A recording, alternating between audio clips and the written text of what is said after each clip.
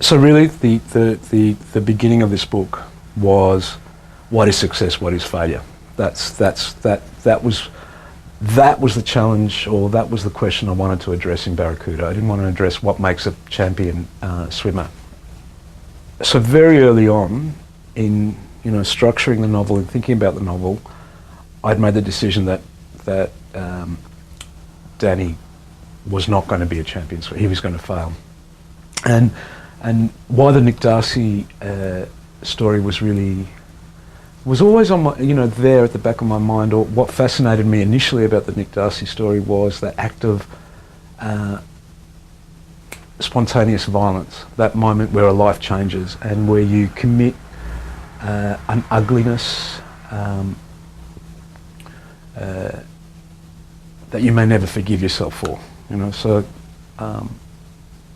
and that's where I wanted to take Danny from really early on as well.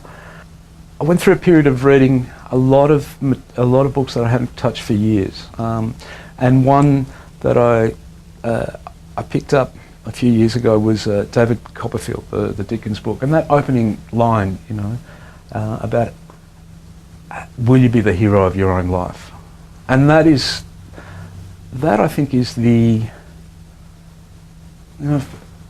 how do we do that? How do we make our lives that we are the heroes of our lives, but that we also do that honourably? Danny's obsession when he wants to be the Olympic swimmer is to be the hero in that very contemporary celebrity way, to be, what I've hated in sports culture over the kind of last 20 years, I think it's been emerging, is that kind of triumphalism, that arrogance almost of, it is arrogance. And that's a very, very shallow understanding of, I think, heroism anyway. And it's certainly not about honour. It's not about what matters.